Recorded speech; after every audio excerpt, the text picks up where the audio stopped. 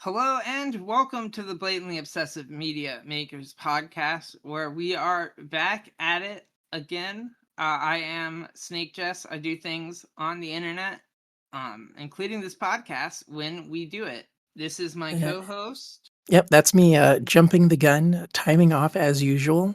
Julian, I'm the co host. Yeah. So today, what do you want to start off with? We could do either Superman or one of your things, or however you want to kick it off. I do have some thoughts about the Superman movie that I probably could have put into like tweets or something, but I could say them on the podcast instead, which Hell yeah. mostly just amounts to I am so vindicated. Um, I've had years long conflicts with people who are mostly irrelevant regarding James Gunn as a writer. And now he's the guy writing and I think also directing the like newest Superman movie. It's like, whoa, awesome. Great. I always believed in him. Yeah. Now a lot of little James Gunn isms in this movie, but it's very good. I liked it. I was very pleased with it. Very fun. I like Superman felt powerful, but not too powerful. He felt like at a very happy spot. I liked Yeah. the intro, the way it opened. So I've seen Superman twice now. Once in theater, once on like a shitty kind of rip, and I missed part of the beginning that rip. So I did not see the text crawl until when I was in theaters, and I like that intro text crawl. I think that was really well done. What I thought the repetition was one, the setup too, having this be like a real lived-in universe, and they tell you that off the bat. Like, there's been freaky stuff happening in this universe for 3 centuries, right? So Yeah. like, this is pre-modern age, going into the Industrial Revolution, all this stuff. People have existed used to this weird shit. So it kind of makes sense that now we have a modern society that, yeah, it doesn't have to be like, why have superheroes not fix modern society? It's like, no, they just sort of, modern society developed around them, already used to them. Any chance So of they're a kind of just society folded being in. fixed by superheroes has long passed by this point. Yeah, exactly. It's zero. So the world is what it is, and just super beings are here. I like that. I like the repetition with three, just 3 centuries, 30 years, 3 hours, 3 minutes. That worked really good for me. That felt very comic booky. It felt like when you're reading a comic book and you have a series of like panels, and each narration box is kind of repeating this theme, setting up a story. It felt very much like the first page of a comic book. That was super cool. He gets saved. It's immediately a fight. He's getting beat up by someone losing his first fight. Of course, Luthor's behind it. Nicholas Hoult as Lex Luthor. Oh my god, he nails it. Um, Really impressive actor. I don't like cheer when I see him in the credits, but I do think, oh, this will be interesting. yeah, he just plays Lex so well. And there's so many different spots that work for me. There's like a way when he's just yelling out the commands, the like 10 A's, because throughout the movie there's a couple times where he has this like Superman clone that's all dressed up, and they're piloting the Superman clone like it's a video game. He's got like a room of people entering commands, and he's memorized thousands of these attack moves. He's just calling them out and just whooping Spider-Man or Superman's ass like it's a fighting game, and he's just reading every fucking input Supes is doing. And that's just and he even does it with like a tempo that's almost sing-songy. He gets into it. He's very good at it. And then oh god, even like his little envy speech is like, I know I'm motivated by envy, that every time they mention me alongside Einstein and like Da Vinci, I get a little bit of vomit in the back of my throat because I think I'm so much better than them. Like, oh man, it's so I kind so of good. like almost resonated him a bit when I saw that because that is how I feel about like people in the past. I'm like, are you kidding me?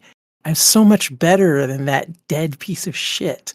Do you understand the amount of time that has passed since that they first laid dirt on that idiot's face? I could accomplish so much more. Yeah, it's it's so good. it is. It's I think it's my favorite like Lex Luthor adaptation interpretation right now. And there's recency bias there for sure. I'll have to go see some other, but like I can't think of another movie Lex Luthor that's this good. You have like real estate mogul Lex Luthor from the Christopher Reeves. He's like fine, but not. Whatever the hell the Jesse Eisenberg Lex Luthor was, I still don't understand that. Yeah, that didn't work, and I don't even really know. I mean, I get they wanted the Mark Zuckerberg Lex Luthor, and no one wants that Yeah. because like it that didn't work. I I don't know. have to I see don't that even know guy's if they face did it. every week. Like, you don't make a caricature of him. Yeah, and then don't make it a bad one. And then they even Yeah. picked the Mark Zuckerberg from the Social Network to be the Mark Zuckerberg Lex Luthor. The only part of the Lex Luthor with Eisenberg that I like is that weird little noise he makes in the trailer. Because I like memed on that for a long time. I clipped it out, and I think I even used it as a follower alert when I was on Twitch way back when. Because he does like this little high pitch like whoa. It's very funny. It's very weird. The only likable thing about that movie. God, that movie's so bad. And it I never remember gets a lot better. of the, for lack of a better term, movie bro discourse was that someone in the like casting like group uh, pushed for him to do a Max Landis, and I kind of see it, and it bothers me because I think, yeah, that's just Max Landis. Like, I'm not really seeing Mark Zuckerberg. Interesting. I see. I'm not super familiar with Max Landis's mannerisms or per- personality. I wouldn't have picked up on that. Although I've heard his name a lot. Yeah, he used to be interesting. Then we found out about a bunch of stuff from, I guess, him as a young adult slash teenager that really soured things. Ooh, I hate to see it. Another We all now aspect have I a contractual obligation to wave the banner, no poster boys in film. None. yeah, we don't do poster boys. I was also really impressed with the Lois Lane casting in this movie. I feel like she looks like how I picture Lois Lane looking in my head, like she really captures the vibe. Yeah. I liked the coworkers, even though they got like like very little screen time, except for Jimmy Olsen, who I also liked. I think it's funny. I didn't notice this the first time, but even the interns at the Daily Planet are like fawning over him for some reason. In this universe, he is just like a sex god, and I don't. It's very funny to me. I wonder if it's something to do with like books that maybe James Gunn has read, where maybe for one reason or another, Jimmy Olsen was like a guy with pull, and maybe I just never read that book. Maybe I'm not super well read on Superman or Jimmy Olsen.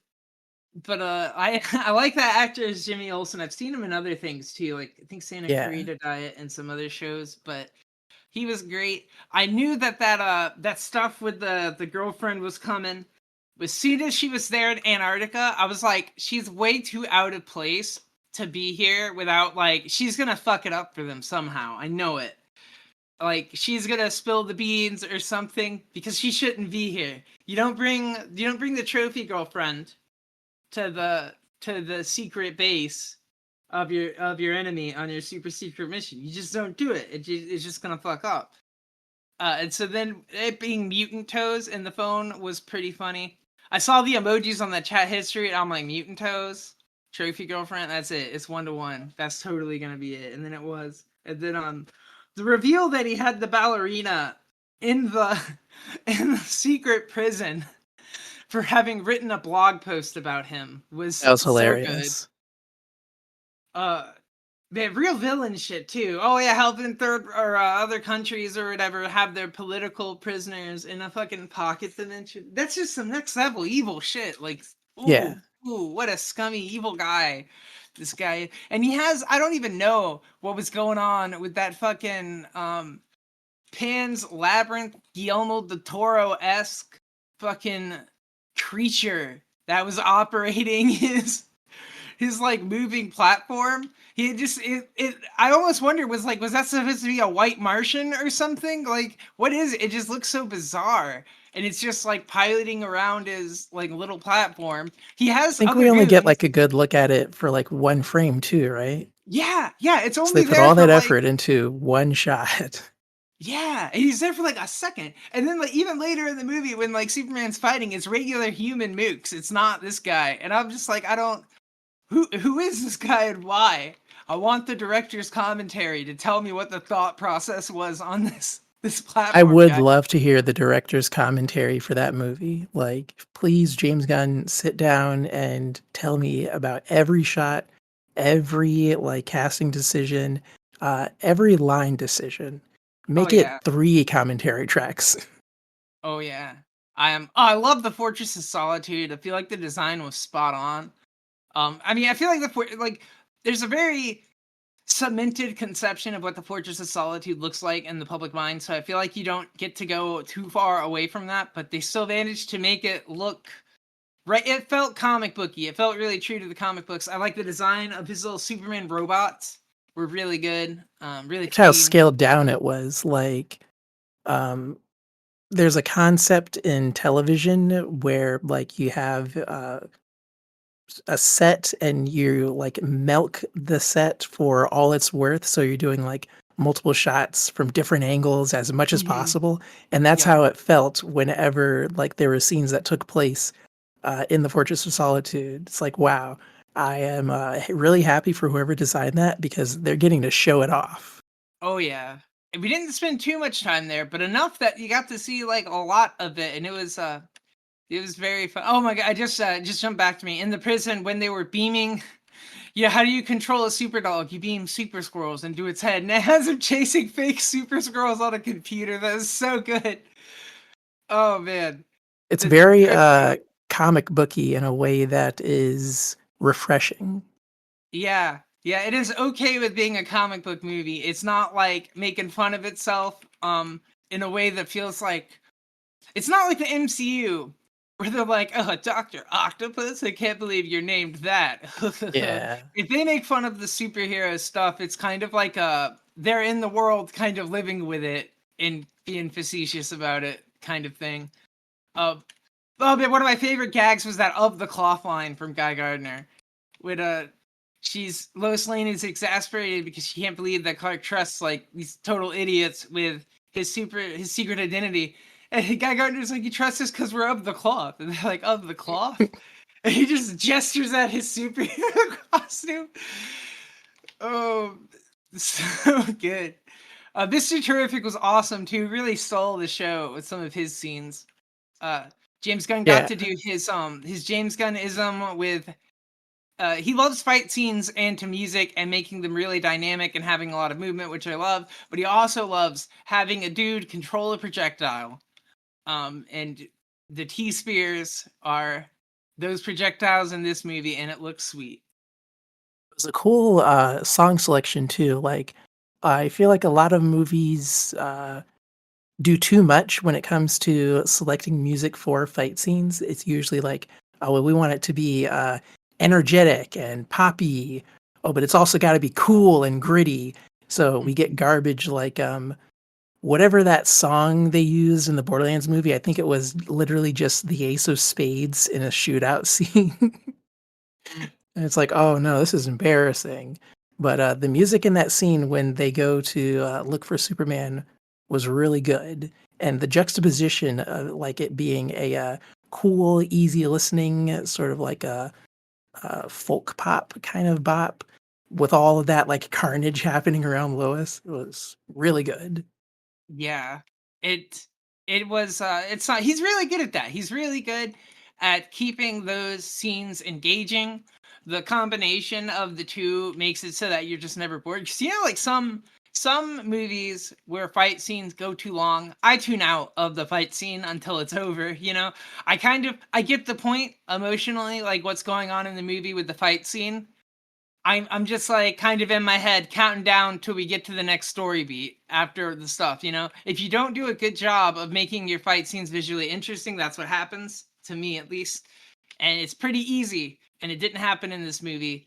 And it doesn't normally happen to me in James Gunn movies. So Yeah. yeah, I'm very pleased with it. I also liked how the action was directed. Like, not a lot of weird cuts. Like, I feel like I've been complaining about this for the entirety of my life, but there are a lot of movies that are like, it's an action movie, but they're afraid to show the action. Like, Yeah, way too many shot cuts when we're supposed to be looking at action. or or the Jason Bourne shaky moving cam that's supposed to Yeah. keep things frantic, but really you just can't see what's happening. I mean, the James Bourne movies do it fine, but they popularized it and made it so that everyone wanted that, but not everyone can do that and pull it Everyone off. wanted it, yeah, but they didn't have the choreographers to like make it make sense. DP probably wouldn't have been happy doing it. Yeah, I was just real impressed with that. I liked the costumes were all great.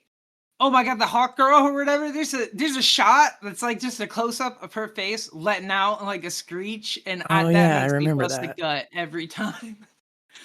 Oh, and then she straight up does kill the president of Moravia or whatever. She drops his ass, which was pretty fucking cool. Yeah, it seems like a lot of superhero characters are like unspokenly mealy about that sort of thing until they eventually have to do it. So it was good to have that juxtaposition in a movie where like the main focus of the main character's personality is like not doing that.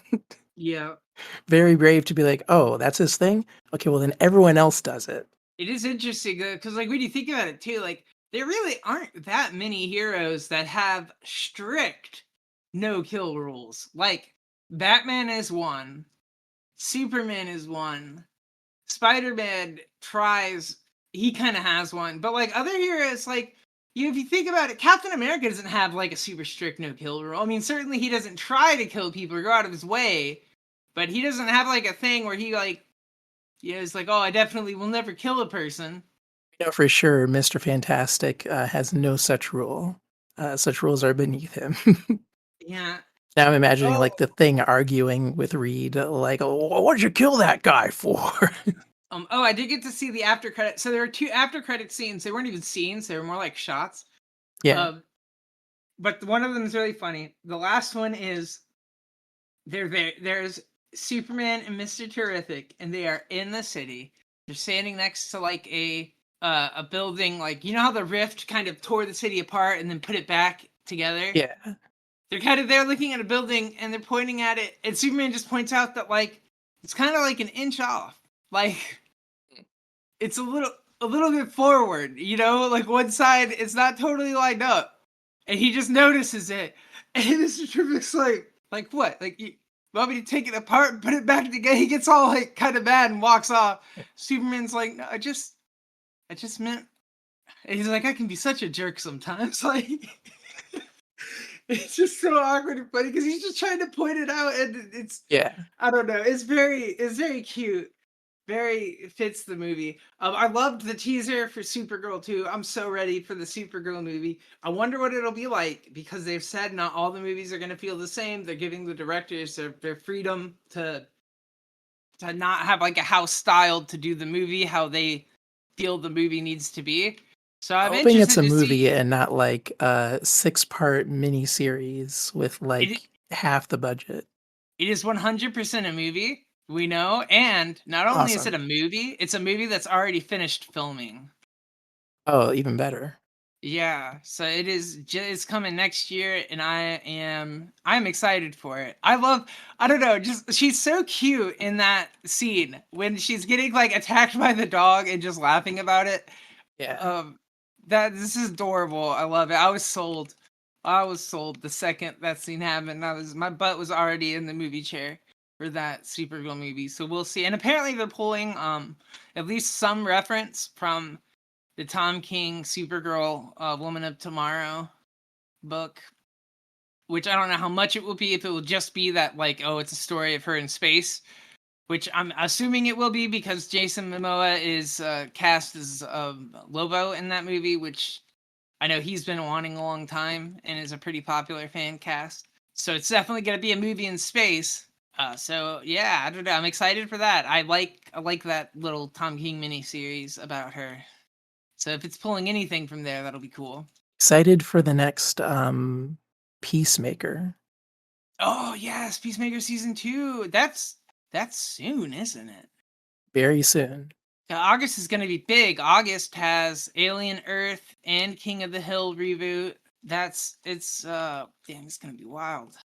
I wonder if they have a premiere date for that new season of American Dad. Let's see. Nope, nothing yet. Damn. Damn. 2026. I've been I doing got good. too excited. I've been getting more progress on my comic drawn, which is good. I've been really Nice. excited for the page that I'm working on right now. I like have finished out the last scene, so I've swapped. I'm at a different point of view character again, which freshens things up. She's like hung in a she's like trapped in a spiritual realm where she doesn't have any control over perception. Um, so I have her like kind of way I've laid out the page is I have her in the center, kind of being sprung by these 4 chains that I have going to the corners of the page, and then like in the 4 panels surrounding her are different things she's experiencing simultaneously. And the text will kind of go into like the details of that. But I'm having a lot of fun setting that page up and doing all that, which is neat. Just finding excuses to play with the form and the format and the layouts and just do different stuff. Because this is like my first project. I'm not really worried about consistency or experimenting or getting weird with it because I've been working on this thing for like a year and a half or something stupid.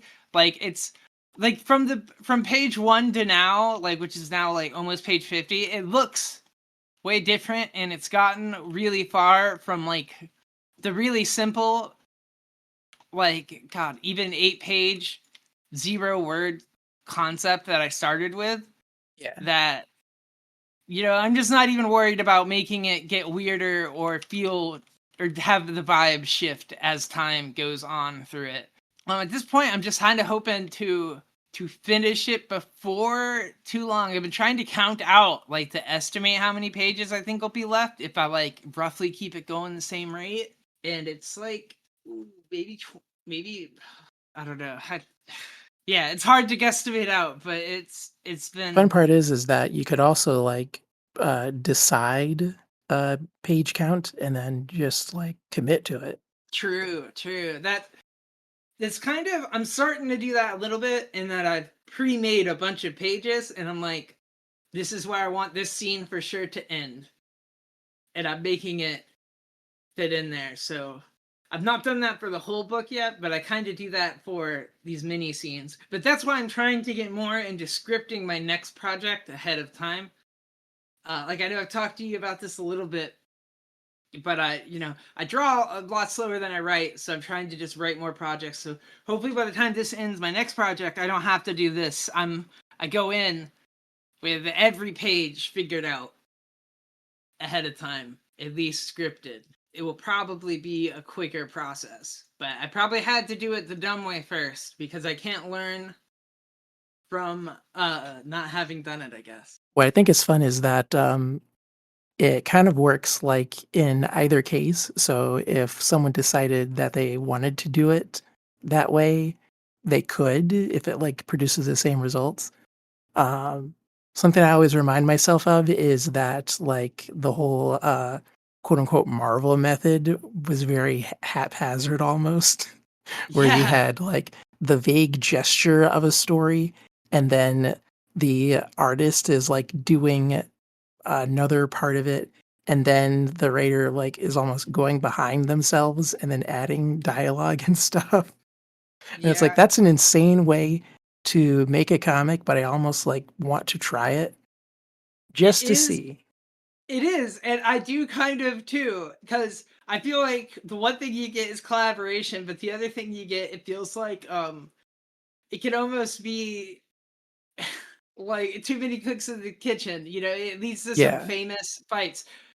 There's a really famous incident of this actually in the Claremont run of X-Men, fairly early on.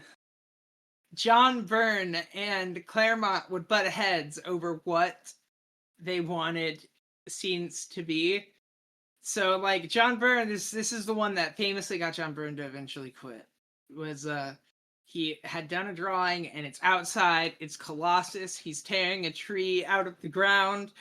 And James Byrne's mind was like, or not James Byrne, John Byrne's, or God, I'm gonna rip this artist's name up, and then people are. It doesn't matter. The guy, the artist, they're drawing Colossus. They're like, I want this to be him just ripping this tree out of the ground like nobody's business. And the Yeah. Claremont's coming in with these words talking about how he's using every ounce of his strength to rip this tree out of the ground. And Mm. I guess just it was so opposite of what he wanted what he was thinking when he drew it that he got mad and he quit. He's like, I'm done. I'm done penciling this book with you. I think that would bother me if that happened to me because it almost implies that I did a bad drawing. It's like, oh, you have to describe what's happening. Didn't I pencil it good enough? Yeah, Claremont is also just a very, as a writer, is a very flowery writer. He likes to throw in a lot of prose and description into his books. He especially like at the beginning issue, like of an issue when he's setting up the panel, and he's Yeah. even when Jim Shooter's not there, he does a lot of the Jim Shooterisms of like having the characters describe their not even describe their powers, or having a narration box describe the characters' powers so new readers aren't lost, but um can definitely like I don't know. Some of those are so samey that like I skim them without even having to think about it at this point. I'm just like, oh, two bubbles. That's just his power. Okay, I'm good. Swoop by it. I like identify it from shape. Not even really reading it. I just know it. My brain has symbolized it. It's a Claremontism there. But in general, it's good though. It does do stuff I like. I think sometimes that extra emphasis can really help, especially when you get into like drawing powers that are like abstract or like Yeah. telekinesis or stuff like that. Things that visually maybe aren't as easy to represent, or you can represent just fine, but you can add some more flair to it. Uh, but yeah, the Marvel method crazy. It also really you get people who like Stan kind of abuses it almost, or I want to say abused. I feel like it's a complicated topic to talk about Stan Lee and how much credit he took versus what he did, but I do feel like while sometimes he gave enough credit, other times it did feel like other people were writing it and he was really just dialoguing it. Like if your story is just there's a rhino and they fight on a bridge and you give me 20 pages, I'll write it out. And I don't know, are you really writing the story or are you like you just prompting? Like it felt like you were AIing before AI. Use a person, human intelligence. Which I feel like is I would say a good condemnation of AI. Like, I don't know. We don't really need machines to do summaries of things yet. A lot of people are like, "Oh, hang on, let me get AI to summarize this for me." Even for something that like they've observed themselves, Yeah, I want AI to wash my damn dishes. That's what I want AI to do. You get in there, you wash those dishes. or like do yard work, Yeah, do my yard work. You know, I'm fine with AI giving me algorithmically cut the software. grass so that they're all at the same length. That's what a good use of AI would be. Yeah, to do optimal uh yard mowing passes. You know, it'll optimize the little squares it mows. Which is something that you could do. Like, there was a thing I used to do where I would start with one lawnmower that had a particular grade of blade, and when it cut the grass, it would also like push the like blades forward. So then when I come behind that cut with a finer blade and I go in the opposite direction, it's pushing the grass back to where it was, but it's also cutting it shorter. And then when you do that diagonally, it creates a pattern in the grass that makes people go, whoa. Huh. Interesting. I would go, whoa. I know nothing about that next level grass cuttery. And I hate doing it. So if someone invented a computer to do it for me, I would buy it. They're gonna have like those Roombas, but they're fucking lawnmowers. That just sounds dangerous. Oh yeah, absolutely. Like those drones that deliver stuff. Yeah. I love seeing pictures of those from like Europe. And the Europeans like find one that's stuck and they fix it and it goes on its way. It's cute. Oh yeah, that would never happen in America. Oh yeah, no, we kick it over and steal what's inside. People would probably be hanging out on the rooftops just to like catch them, which should be a crime, but they'd probably get away with it. Yeah, so I've been I think I've kind of got all my Superman thoughts out of the way, so I'm gonna move on to just I've been keeping going through my Claremont X-Men run. I've mentioned several times on the podcast before that I've been reading through it, and and on top of all my other reading I like to read through Claremont X-Men, and Claremont X-Men picks up in the 70s, as you may or may not know. It goes until about 91, which is when Claremont stops writing X-Men. I have breached into the 90s now, so I'm very close at the end. I'm in 1990. Gambit has just been introduced. He gets such a cool introduction, such a suave. Like dude just shows up. He gets 3 panels where he's like, it's this 3 panels of him showing off his power where he flicks his thing, and it's just like it happens so quick no one can even register it. It's just like 3 panels of him doing his thing, and he throws it and it blows up, and it's very cool. And he's a little fast talking guy, talks in his little accent, and he charms all the people. It's very neat. But I'm getting ahead of myself. Claremont's cool because I often hear people talk about Claremont because like so much of modern X-Men originates with him, but it always feels like the discussion is fixated around like Phoenix Saga stuff. True, I never Probably hear about anything else he's done. right. And that's what's interesting to me is because the Phoenix Saga stuff is so close to the beginning of his run. Um, it really is. It is in the first few years of his run that he builds that all up. And then some decisions happen that are beyond his control. He never wanted to bring Jean Grey back. That was actually never his intent. Marvel kind of just decided to do it, and then they had to work around it. So what he had done is he had killed off Jean Grey. Jim Shooter couldn't have Jean Grey live because she killed the planet. There was no like moral justifying her or redeeming her after having killed the planet as part of the Phoenix, so they got rid of her. That is also why they had to have the convoluted excuse of that wasn't actually her that killed the planet. When she died in the thing in Alaska under the lake, she stayed dead technically, which is one of the things that happens in the Phoenix stuff. She comes back and they're all amazed. But they end up retconning it so that she never actually came back. That was the Phoenix form with her mind, basically giving her a Phoenix body and basically being a copy of her.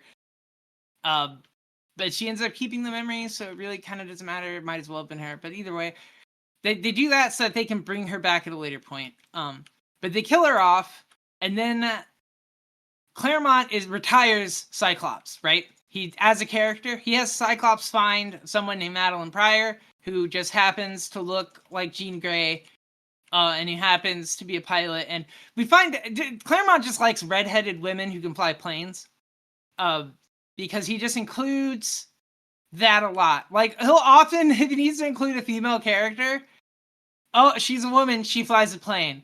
He just really likes it. It happens many times over the series for like minor characters and stuff. But that's where Madeline Pryor comes up. She was never supposed to be a clone originally. She literally was just to go off into the sunset. Cyclops retires with her character. Then they bring Jean Grey back, so Cyclops has to abandon his family, which ruins Cyclops as a character for a lot of people. In fact, Claremont didn't even really like writing Cyclops after that because he felt like it's such a dick thing to do to abandon your kid and wife to go try and because like your former lover came back to life and stuff happened. So Thing what no one happened? in real life would ever do. Yeah, but Claremont also is like kind of an old-fashioned dude a little bit. When I got my book signed by him, I was talking to him a little bit, and he seems to not think that he seems to not think that like superheroes should get divorced. Like he seems to be against that, like just happening. Like for the like he thinks it ruins a character. I get the vibe, so I feel like he's a little old-fashioned in some of that stuff. But so what happens is Cyclops and the original 5 X-Men characters, they split off and they form a team of their own called X Factor. This happens fairly early on into the X-Men stuff. So after Dark Phoenix, that's when they introduce the Brood, which are like they're aliens, but trademark. They're Marvel aliens basically. They implant you and you turn into one of them, but they also get your superpowers and brain, and they're smart. So they're like smarter than xenomorphs, but they're very much inspired by that. They introduce that. Those are a cool villain. At some point, Xavier leaves Earth. He's in space with the Shi'ar Queen. They fuck off. They're doing stuff, and we don't really see them again. So we have our like modern team of X-Men, which is like Storm and Colossus, and Kitty Pryde and Nightcrawler and all of these people. The original 5 X-Men, Iceman, Bobby Beast, Cyclops, Angel, and Jean Grey. And what X Factor is they're working with this guy named Hodge. He's supposedly like some kind of government PR person, and they're posing as a group of mutant hunters. So that people will report mutants to them, and then they go catch them, but then they train them and teach them to use their powers. So they're mutant hunters supposedly, but really they're trying to save mutants. But the guy who leads them, this director Hodge, actually hates mutants. And so he's doing this to create a fear campaign, and he's trying to just use the X-Men to make it work. And this is all funded by Angel, because Angel is very wealthy in the universe. And Hodge is some acquaintance of his from back in the day who hates him, but secretly. He secretly hates that he's rich and wealthy and has wings and is better than normal people and is going to use his wealth against him. So this is kind of like the status quo. So the first big thing that happens next is they introduce a new set of villains called the Marauders. These people work for Mr. Sinister, although Mr. Sinister does not reveal himself for a very long time. But the Marauders are a bunch of bad mutants that are basically mercenaries. They kill everyone. They especially kill mutants because they hate mutants. Even though they are mutants, they really hate mutants. They kill a bunch. So they go down. They kill a group of mutants that live in the sewers called the Morlocks. These are like mutants that have really fucked up powers, or some of them are just fucking crazy people. They all live in the sewers. They've come up a lot throughout the past. The X-Men have fought with them. Storm has fought with them. It's been their leader for a bit. They have this one really fucked up guy down there called Mask. He shows up as a villain a lot. His power is he molds flesh. So he does lots of body horror things, like will seal your mouth so you can't eat or breathe, or will replace your arms with limbs you don't want. Lots of weird things he does as a villain. But they, like almost all the Morlocks die. They all get fucked up. In fact, this event is called Mutant Massacre because a lot of mutants get massacred and they ship a lot of characters off. Kitty Pryde gets stuck in her phased form. She can't unphase. And she's worried that she's literally going to die. So she gets written off the book for a bit. Something happens with Nightcrawler too. I can't remember. I think Peter maybe gets stuck in his iron form for a while, but that doesn't really take him off the team. He just can't revert. But they kind of write off about half the team. Angel gets his wings injured super bad. They get infected. So he's in the hospital. And then that Cameron Hodge guy I told you about pulls some strings and gets his power of attorney taken away and has the doctors amputate his wings because That's they fucked can't up. heal them. Yes, it's very fucked up. So fucked up, it drives him crazy that he steals a plane and it blows up and he is presumed dead. This happens over multiple arcs. During this time, Cyclops has disappeared because he's trying to track down. He's felt guilty over his wife and child that he left, so he tries to track them down. They're disappeared without a trace. His house that he lived in with them has been blown up, and he can't find like a birth certificate for his child, and he can't find any record that they existed. So he's going like crazy. He's like, "What the hell just happened?" So for a long time, the arc is like, okay, where did that go? So that kind of happens. We move into the Fall of the Mutants saga. This is where a bunch of different things happens. Apocalypse shows up for the first time. He collects his horsemen. He gets Caliban, who is a mutant that can detect other mutants. He was working with X Factor for a bit, but he ends up betraying them and becoming a horseman for Apocalypse, who gives him like a lot of strength. Apocalypse actually saves Angel and brings him back as one of his horsemen, which gives him his metal wings and makes him the Archangel, and that is why he looks blue for a while and he gets the metal wings. And it's a big character upgrade too, because the wings like shoot these little metal blades that can cut through anything, and they can also like paralyze people. And he's very badass and cool. A lot cooler. I feel like than I he was remember that before. being adapted in something, but I can't remember what. They do that design of him is pretty popular. So he probably shows up in something. So they fight Apocalypse. Apocalypse has this big ship. It's like a living ship that he's subdued. They eventually defeat him, and Apocalypse kind of fucks off. Apocalypse doesn't have a lot of interesting stuff going on lore-wise. He's just kind of around, but he's cool. They keep the living ship, so now X Factor lives in a giant ship that can talk and live with them. Throughout this time, they've collected a bunch of little mutants, like Boom Boom, who can shoot little things that blow up, and Skids, who makes force fields, and little kid Artie and Leech. Leech can like disable people's powers, and Artie can shoot little pictures off. These two mutants eventually go and hang out with the Fantastic Four a lot down the line. If you've ever read Hickman's Fantastic Four, Leech is who hangs out with Franklin Richards to keep his powers under control when they don't want him using them, when he can't control them. They're like buddy, which makes total sense. So that's kind of what's going on with them. So during Fall of the Mutants, they fight Apocalypse. Angel gets kind of free from Apocalypse's control, but he doesn't join back with the X-Men for a long time. We do follow him a bit.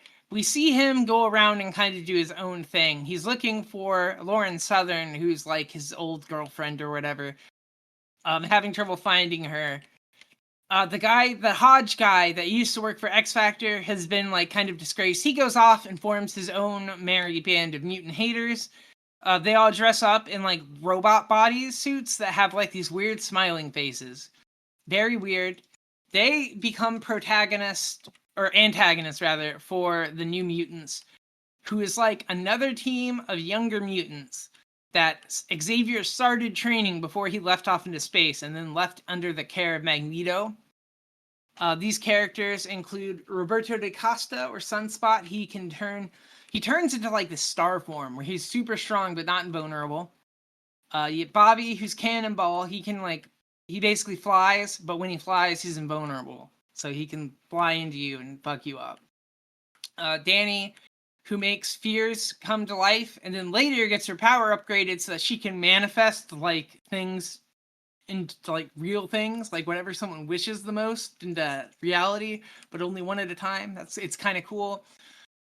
Magic, who is Peter Rasputin's little sister, who gets aged up from 7 years old to 14 in an instant because she gets trapped in limbo, which starts off not important but becomes a big part of an event later. Yeah.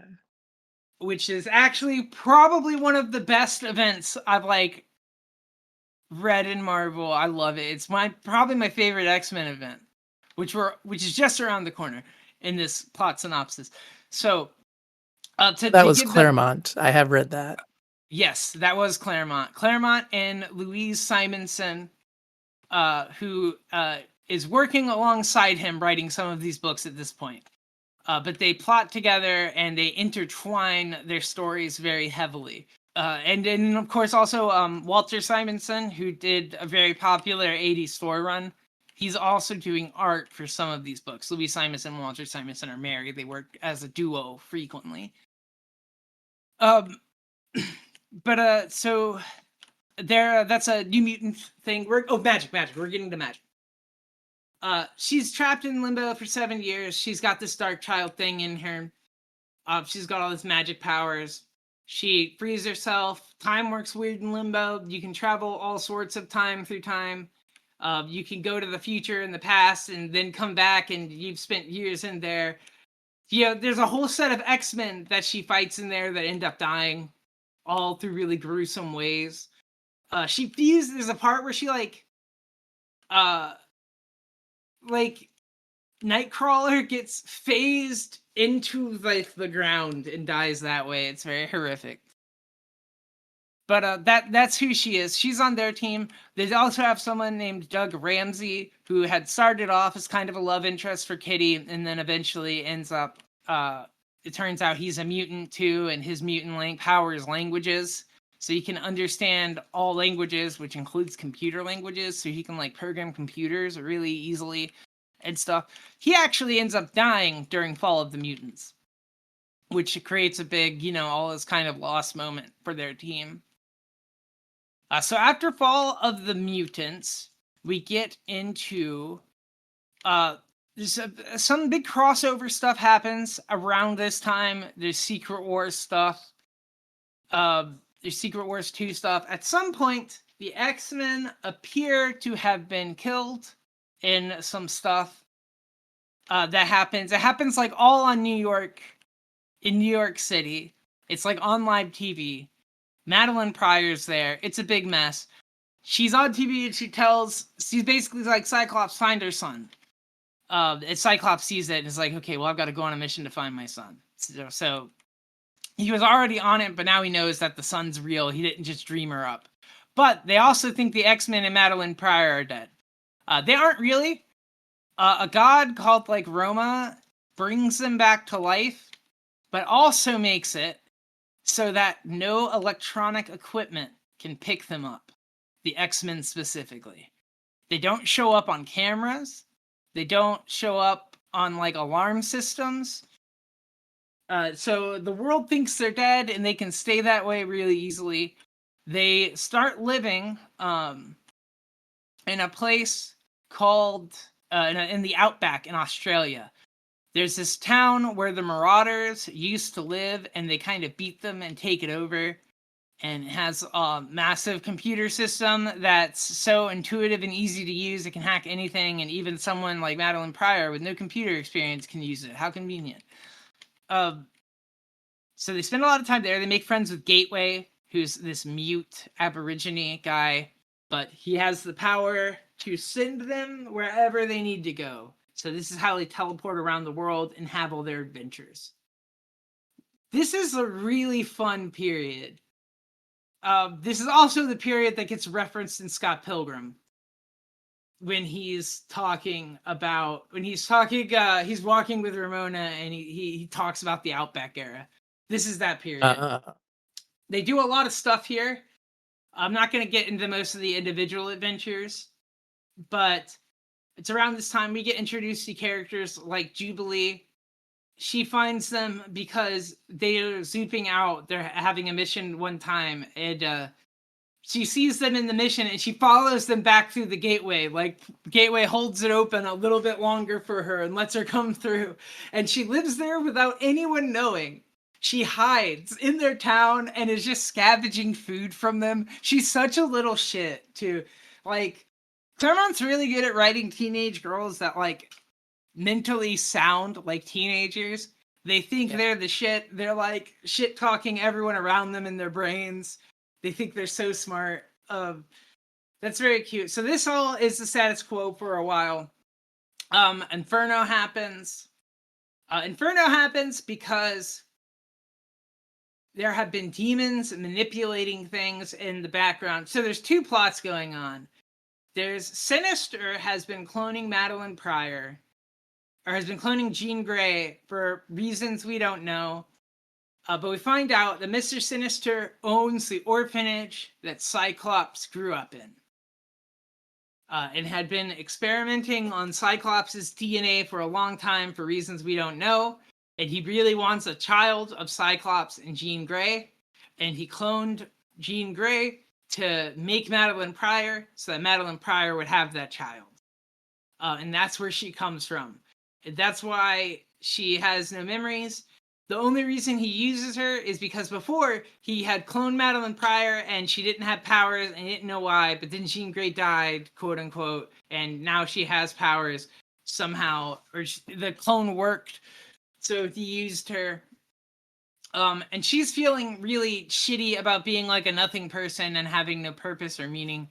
So she's getting manipulated by demons. This happens in the background. We don't really see it. There's a couple other demons. They all have plans to use magic one way or the other.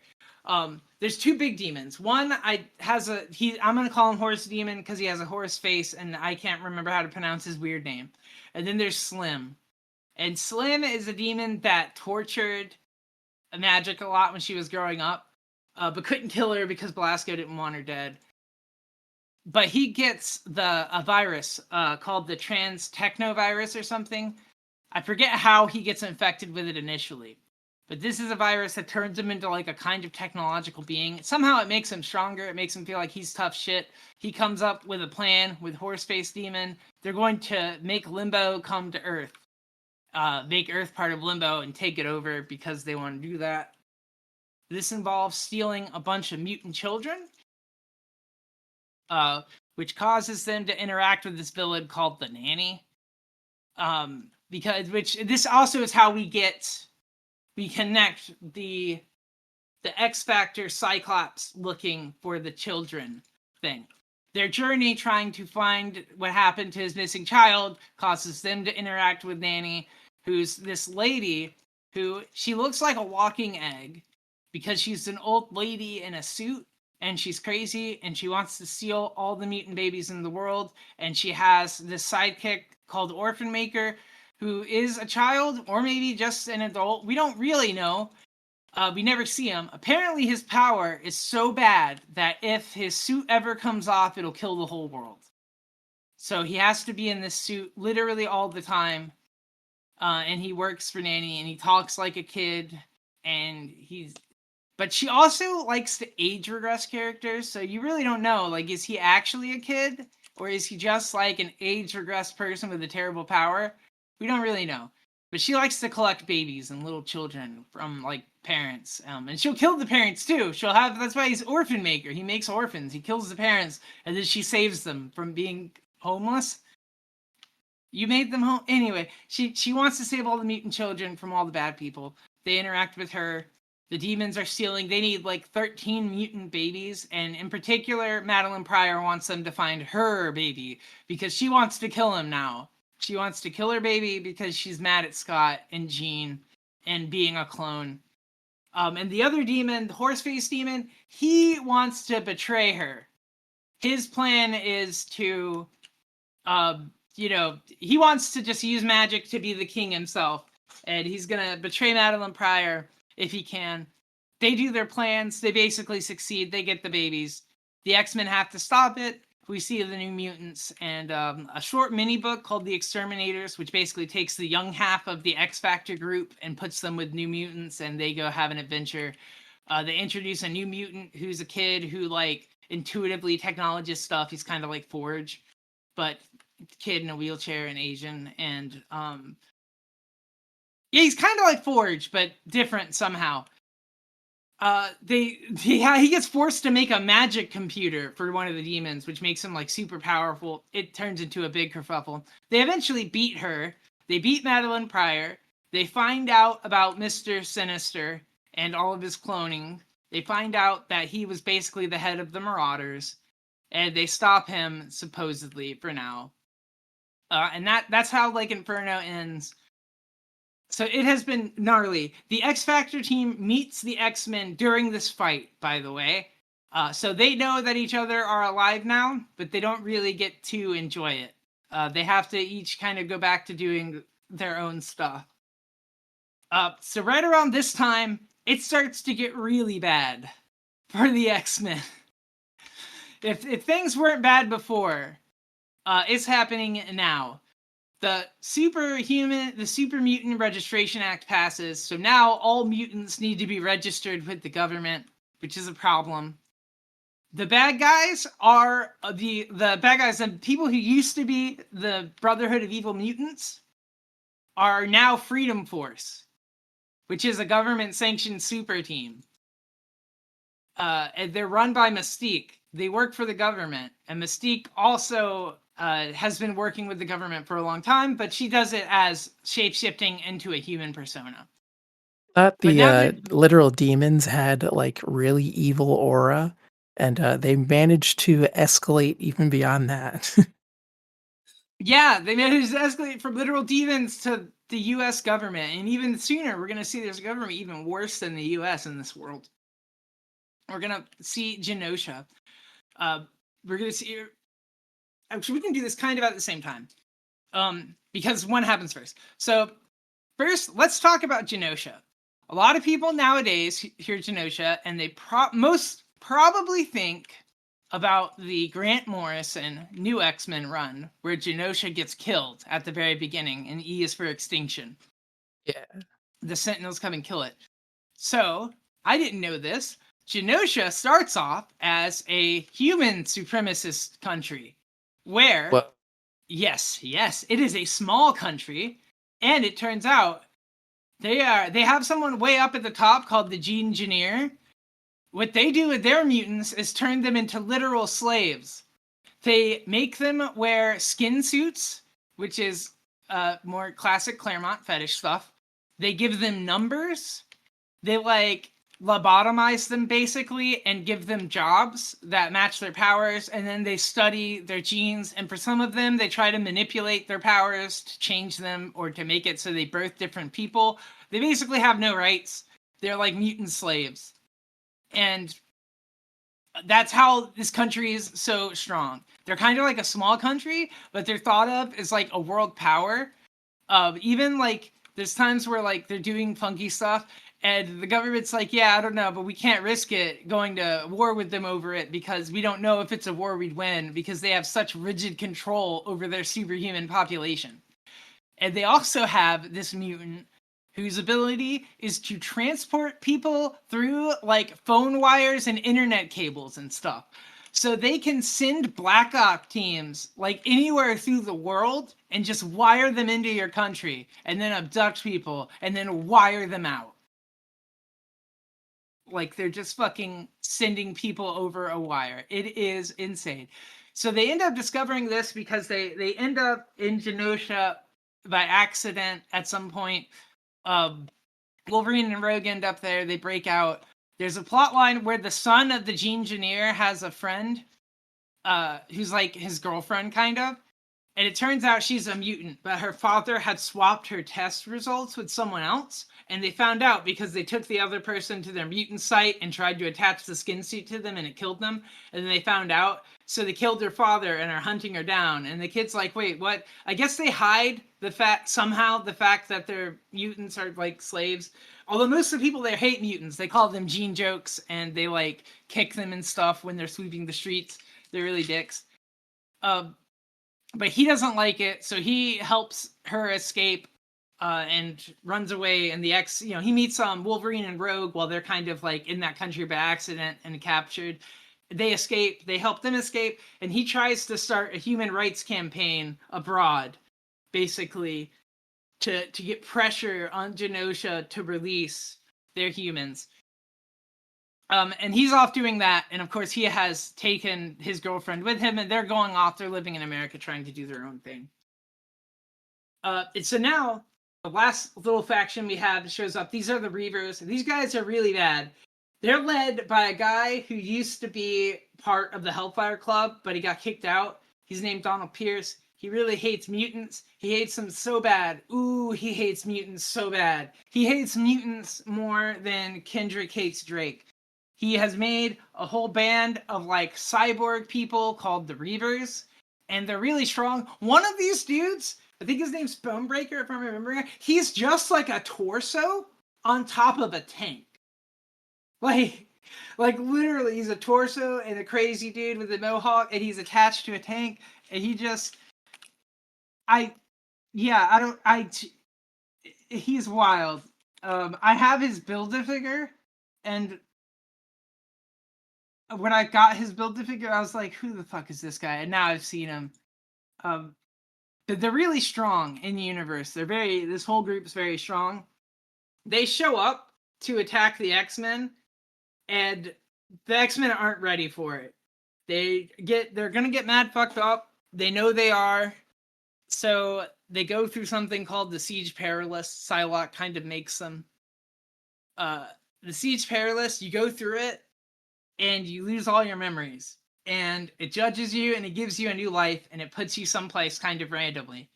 So all the X-Men are now displaced without their memories in random spots on Earth. Let's see, Dazzler, she's a pop star. She has no memories of it. She gets found and ends up going back into her pop star life. Colossus is an artist. He ends up just being an artist in New York. He gets found by the two people we mentioned before, the girl from Genosha and the guy starting the human rights campaigns, and he ends up being their friend for like a while before he realizes and gets his mutant powers back. Where I'm at, he still doesn't have his memories, but he has gotten his mutant powers back because a thing happens where he gets abducted. Mask is actually a villain, and he's been stealing people. He's just torturing people basically, and they get caught up in it. And during that process, he does something to Peter that makes him that makes his powers come back, but it's done in a way that they kind of keep him from coming back into the story. So they go through the Siege Perilous. Wolverine's not with them when this happens, and then he shows back up, and then the Reavers just beat his ass. And this is where that famous cover of him being like crucified on an X comes from. They like nail him onto a cross and just like torture him over the course of days. Eventually, Jubilee, who has like been hiding from the Reavers, trying not to get found this whole time, helps him kind of. They escape. They make it to Madripoor. He's gone crazy a little bit. He's got like a figment of Carol Danvers and Nick Fury that are just like talking to him. Like literal figments of his imagination. They run into Psylocke. This is the arc where Psylocke gets turned from a British woman into an Asian woman for like no reason, and then gets forgot. She washes up on the shore from the Siege Perilous, and the Hand finds her, and they're like, she has psychic powers. We're gonna turn her into an assassin, and they make her into an Asian assassin basically, and that's it. That's the whole plot. It's like 3 panels. They put yellow goo on her. She's Asian now, and they've done mind stuff to her so she thinks she's a hand assassin, and that's literally it. And they just forgot about it. But she's an Asian woman now. Like Channel Awesome YouTuber, this would be a great moment to put in a she's Asian now, like clip edit. Yeah, she's Asian now. She literally is. So they break out of her mind conditioning somehow. It's comic books. So now they're in a little team. This is more or less just, Storm is off. She got caught by Orphan Maker. We thought she was dead for a little bit. Havoc actually thought he killed her. But she didn't actually get killed. They just thought she got killed. Orphan Maker found her. And then age regressed her to a child to make her will less dominant so that she could make her serve her little thingy. But she escapes. So now we have Aurora running around thinking she's like a 12-year-old, but being hunted by people we don't know. And then we find out there's a new villain on the edge. This is kind of like the final piece setting up what's about to happen. It's a villain called the Shadow King. He's a real bad guy. I think he's also the person who like crippled Xavier back in the day. He's got really powerful mind powers.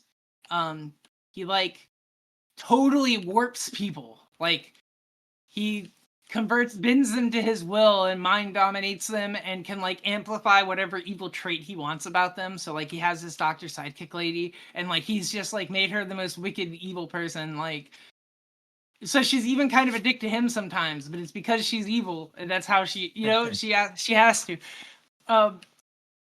He really likes Aurora. He wants Aurora real bad, so he catches her during this period. Gambit saves her. This is how we meet Gambit. Actually, he's there. Aurora is a thief as a child. So when she regresses back to her childhood days, she goes back to being a thief. But she steals from shitty rich people and gives to herself and poor people. And she bumps into this trap by doing that. Gambit's there also because Gambit's a thief and he was there to steal, and they save each other.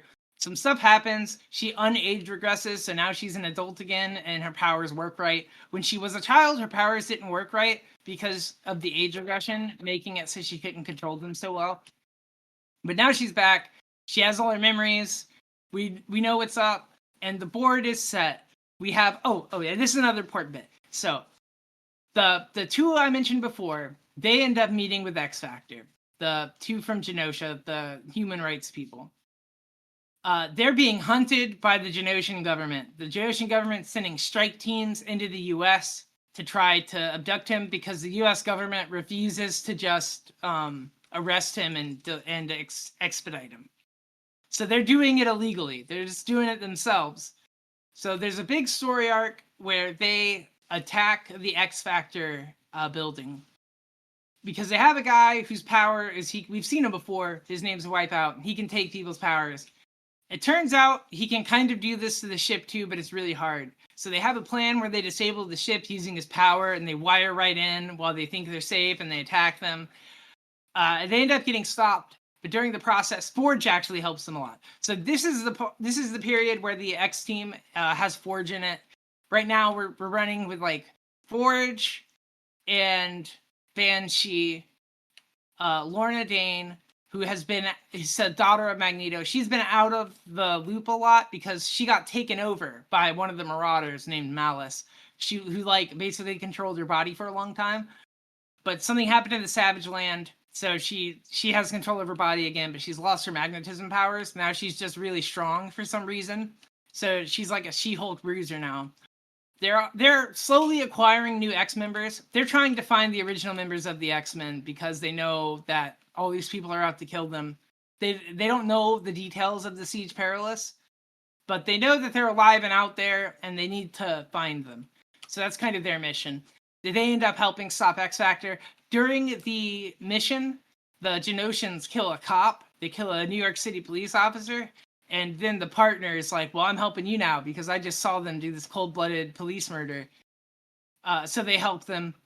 So, it feels like we're getting a win here. They stop the bad guys. They even catch all the Genosian people. A lot of times they escape. They wire away so they can't get caught. But no, they even caught them. They have proof of them trying to do this wet works Black Ops in America. But actually, it turns out the U.S. government is too scared of Genosha to do anything about this, so they get home scot-free. They don't get the kid and the girl, but they get no repercussions from this. And basically, the presumptive thing is they're going to be able to do a lot more of this if they want. So they're not really going to be safe anywhere. So right now, we have the Genosians out there. We have the Reavers out there. And now we have the Shadow King out there, who has a lot of resources and has a whole he like has hounds. He calls them their hounds. He like when he dominates them so hard they become his. He's out there. So the whole world's sliced up right now. It feels like they're really on the back foot. There's villains everywhere. They have no home. They have they're scattered. I don't know. It feels like they're on the back foot. It feels threatening, and the world they're in feels just, I don't know. It just feels scary and bad and threatening, and there's like a level of intimidation to it and groundedness to it that I feel like comics don't always even hit today. It just feels really fleshed out. I don't know. I love it. Like this Genosha stuff is I don't know. I just love the idea of this country that like literally I don't know. They do it so well. I'm like when you actually go in because you spend a lot of time in the Genosha, just crawling around and seeing how they live and stuff, and it's gnarly. Like they even keep the mutant employees. They live in camps, like off from the main cities, so they don't like live amongst the people. They come into the cities during the days to work, and they go off to like their government camps to sleep at night and stuff. And it's like I don't know. It's wild. It's really good. I'm almost to the end of it. I'm a little sad because I feel like I don't. This is like peak like X-Men experience to me. Reading this, it's this, and then Krakoa, and then I don't even know what the next era of X-Men I would put in there would be. Maybe like some of the post Decimation stuff. Maybe some of the Brian Bendis. I've not read all the Brian Michael Bendis X-Men stuff. I've got to go back and read that. I probably will. I think I'm gonna probably just after I finish Claremont work through the big 90s stories that are good and then press on because I've read so much of the in between Claremont to modern, like in bits and pieces. I don't think it'll be too hard for me to just wrap it up and read most of the X-Men history. But yeah. So wild stuff, and that's without going into the side books, like during all this, Excalibur exists, which is where they have shoved Nightcrawler and Kitty off to. That largely takes place with that's a largely Captain Britain adjacent book that takes place in Otherworld, which is like a fantasy land or Avalon that connects to England. This is all birthed by the Marvel UK imprint, which kind of had free reign to do stuff, which is where Captain Britain comes from. For a long time, I thought Captain Britain was like a weird copy of Captain America. So I assumed he was like one of those offshoot sort of books that got like sucked in maybe during like a publisher buyout or something. I had no idea he was a original creation. Yeah, yeah. And not only is he original, he's like the original Spider-Verse. He's a multiversal character from like way back then. He's part of the Captain Britain Corps that is like this multiverse protectors of Otherworld. There's like this hall of rooms that like have doors to different dimensions. It's bizarre. It's wild. I hear there's a lot of not good books, and then there's a lot of Alan Moore stuff that's amazing. I've not read them yet, but I've got 2 omnibuses of Captain Britain and 2 omnibuses of Excalibur waiting for me. So I am going to get to all of those eventually. But they've started bringing some of that back. They did a little bit of that in Krakoa because when they finally got around to fixing Psylocke, having Betsy Braddock be her own character and Kanon, who is the official name for the Asian version of the character, they end up fixing it and splitting it so they both exist. Kanon keeps the Psylocke name because that's the most popular character design associated with the Psylocke name, but right. Betsy Braddock gets to be Captain Britain now, which is cool. And she gets to keep her telekinetic powers and stuff, so she still does all the cool stuff she did before. It's just now she gets to be a character too, and it doesn't have to be a weird English woman being Asian thing now. It doesn't have to be weird. It can be normal. And Kanon has just got her first solo run actually this year, which I have picked up. It's on like issue 7 right now, which is okay. It's good. It's not like world breaking or anything, but it's nice to see that character get some love. But yeah, that's pretty much all my X-Men rant. Like if I owned a printing company that large, I would probably assign writers I don't like to characters I don't care about if they piss me off. I guarantee you that happens at Marvel right now. I 100% totally believe that there are books at Marvel that are written like that. I mean, you shouldn't have done that, Larry. You're on Howard the Duck now. I mean, who decides who writes the Spider Society book, right? Like, who wants that job? Yeah. Marvel puts out a lot of books that I see, and I'm like, and I pull too many Marvel books. I know it because I pull a lot of X-Men books that I probably shouldn't pull because they probably don't deserve money for them. Even then, there are some books Marvel throws out there where I'm just like, I don't even touch them. I can't imagine Spider Society being one of them. I can't really imagine like someone is dying to have written that book. I wish I Like had regret. run a like set of books that vast.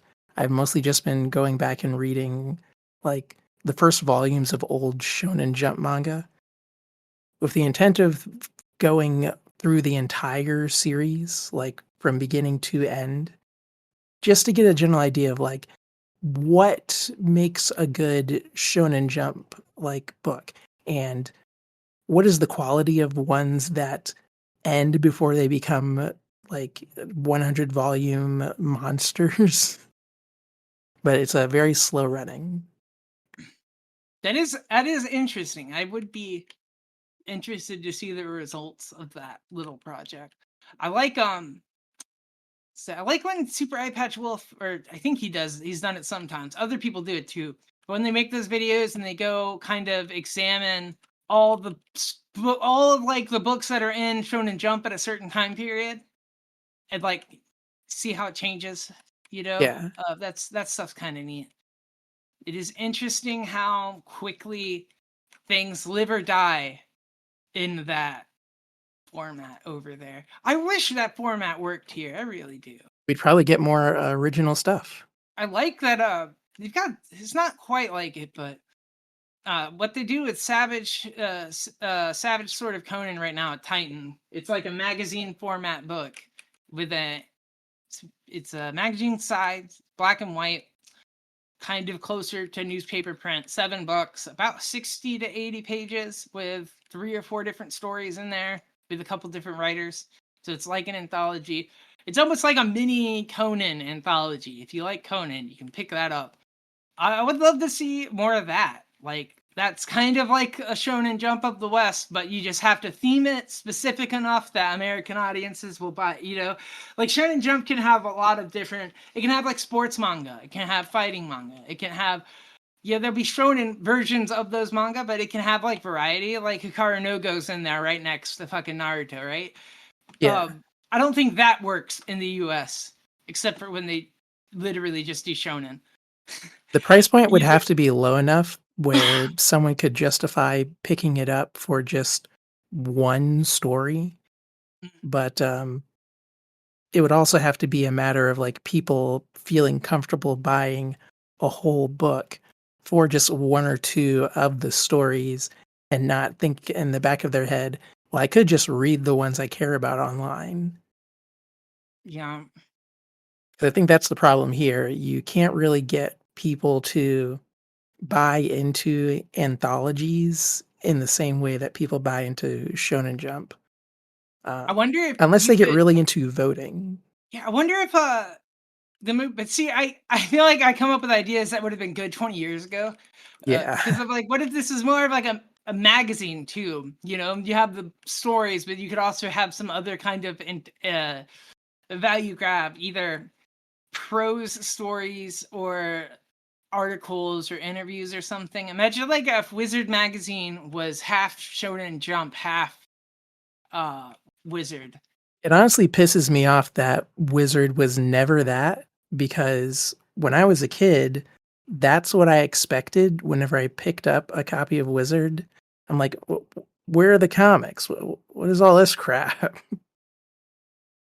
Yeah, imagine if they had, while they were gassing up DC and Marvel, had started building up their own little They would superhero have universe. killed because, like, how would anyone get that audience buy-in otherwise?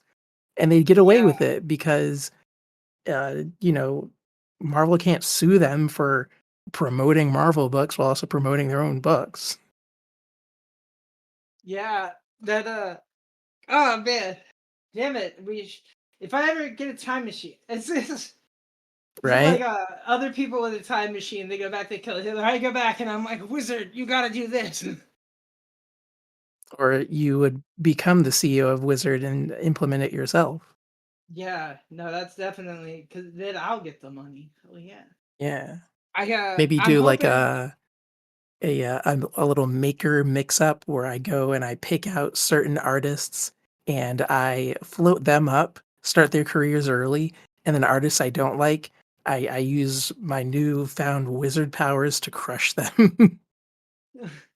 Oh my god, you got like I tried to think of an artist that I would crush, but just imagine them going through life thinking like, oh man, something's wrong. I feel like I should have been successful, but I'm not. Yeah. And like they don't know that secretly we've gone back and destroyed like every entrance they would have had to the industry. Probably would have started Bendis earlier to get sort of like his a lot of Bendisisms out of the way early.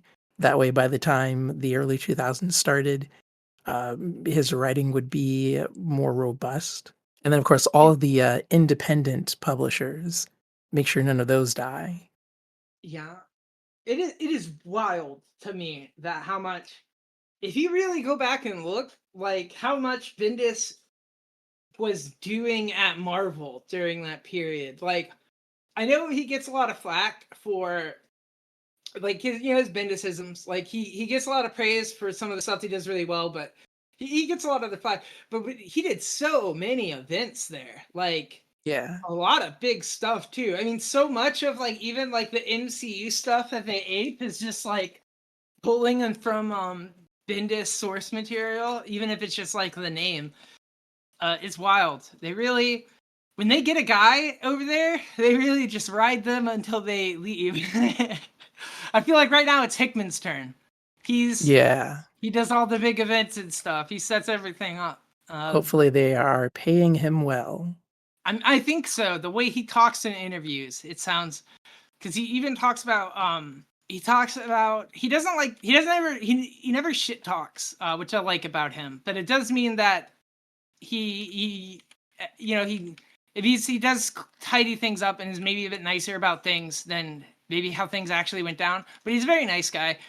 Um, but he talks about how like he did Gods and Gods sold okay, but it didn't sell the kind of numbers like it sold good for a Marvel book, but for a Hickman Marvel book, based off like how they pay him, they want him to be like kind of setting a fire, really kicking off big initiatives, really like he needs to be driving the top books at Marvel, not just like okay books at Marvel.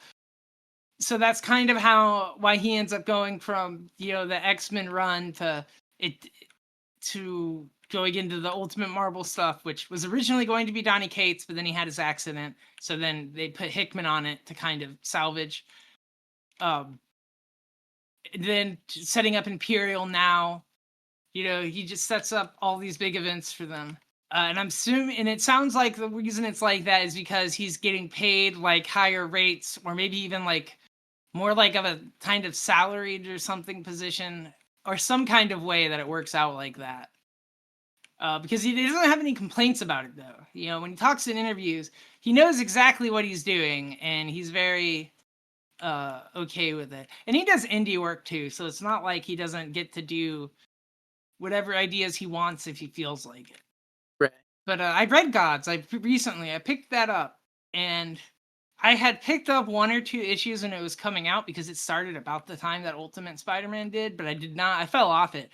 So I picked up the trade recently and read it. And I mostly did that because I saw there was going to be a One World Under Doom Gods tie-in. And I don't know if Hickman was writing it or not, but I had already been kind of interested in it, and I was like, oh yeah, I wanted to see what he was doing with that. And I really liked it. I thought it was cool. It's like Doctor Strange, but not Doctor Strange. You follow a guy who kind of like there's like different cosmological orders in the Marvel universe, like between like order and science and other kind of things, and he works for one of these like kind of factions, and he has like just a bunch of magic stuff happens. I'm like I'm forgetting the names of them because I read it a couple of weeks ago and I can't remember all the names, but I had lots of fun with Yeah. it. It was a neat little 8-issue run. Totally recommend it to people. Sad that it didn't go anywhere because I would have read more of it because it had a fun, almost like not Dresden Files, but maybe Dresden Files adjacent feel, like where you could show up and have kind of magic mysteries of the weeks in really interesting ways.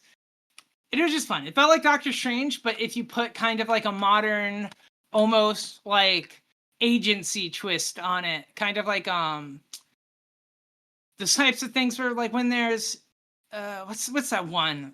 RIPD, I think, where it's like a police force for like dead souls. It's like Men in Black, but they're ferrying souls With that and demons and stuff. very middling and disappointing movie adaptation. Yes, that one. It's kind of, think of that vibifying, but with Marvel magic cosmic entities and not being a mediocre movie. That kind of vibe. It was, and I fucked with it. I fucked with it, but they ended it, and it is what it is because it didn't sell well enough, and that's partially my fault too because I sure as hell didn't pick it up all 8 issues. Oh I man, hate when Spencer that Ackerman. happens, but it also like Yeah, happens even if I do buy like every single thing of a series. So yeah, I've noticed that. I don't I don't take responsibility for that. Not my problem. Yeah. Spencer Ackerman's Iron Man run is ending at issue 10 and I'm sad. I wanted it to go longer. I bought 2 copies of issue like 1, I think. And Mostly because they had a Marvel vs. Capcom variant cover I wanted. So yeah. But still, but no, ending at 10, ending at 10. It was a good run though. It was a good run. Supposedly his last issue uh is written with the death of Peter David in mind. He said that on Twitter. Someone had mentioned how it was tweeting about how it's sad that like Peter David could die with like hundreds of thousands of dollars of medical debt, yet he's on the special thanks list of like 15 Marvel movies that have made hundreds of millions of dollars. Like that is his fucked up. yeah, his work has just been mined and like yeah, okay. Did they have the right to do that and not pay him a cent? Yes. I hate that. I hate that too. People always talk about what do you mean the companies don't have to do anything? I'm like, yeah, the legal system we have right now gives them the right to do what they did. Yes, but like we're having a problem with the morality of it, motherfucker. Like we think it's fucked up that even like they couldn't even out of like kindness just like help the dude out for the PR of it. That would look so good. Like I don't know. That's the easy way for Disney to get PR is to give some old writer money so that he doesn't have medical debt and can spend his last few years in peace. Like I would just make you look like heroes.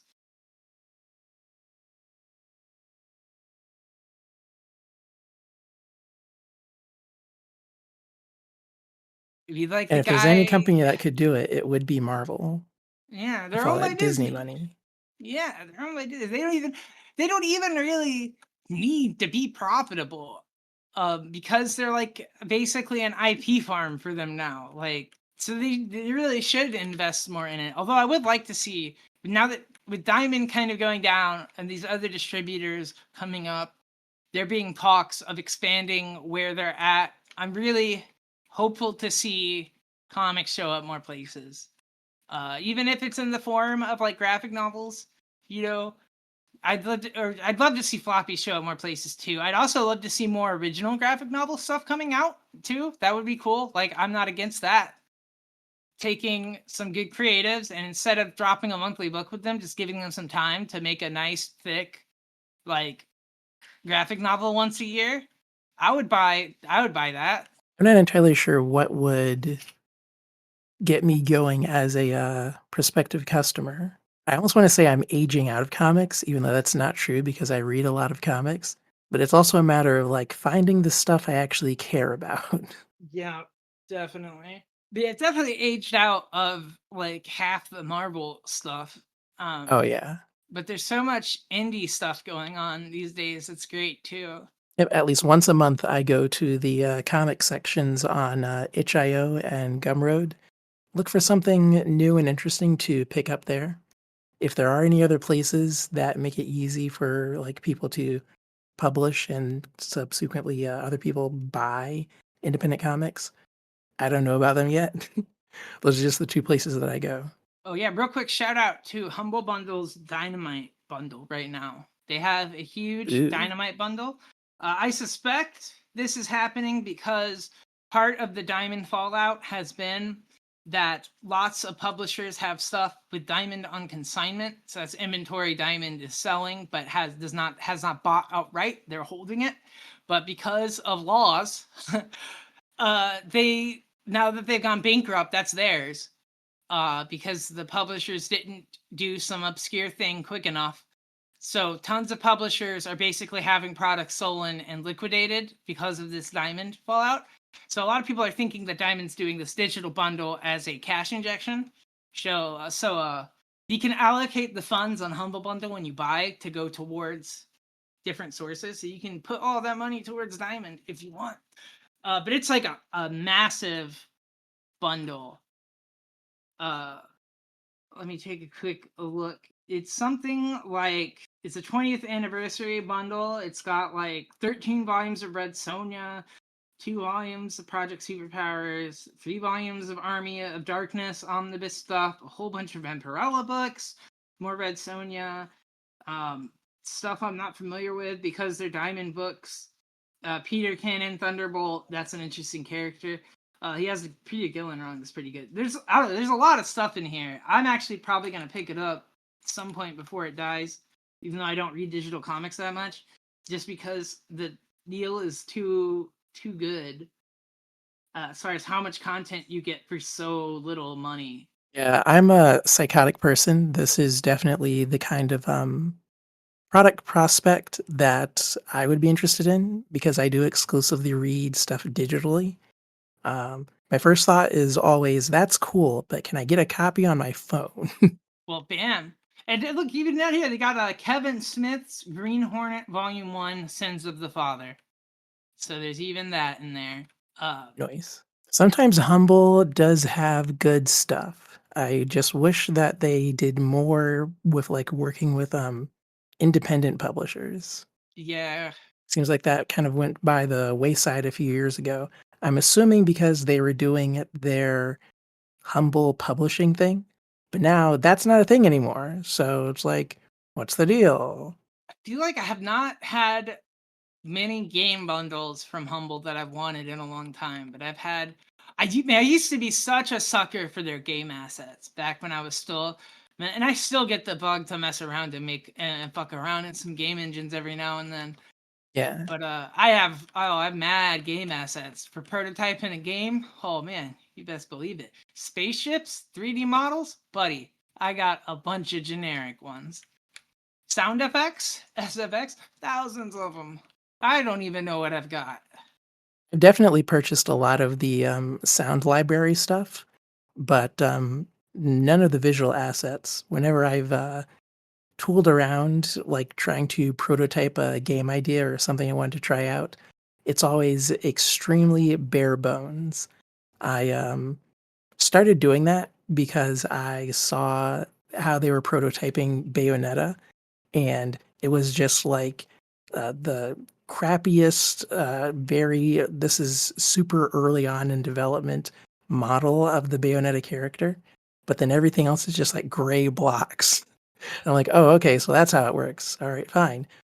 We're going blocks everything.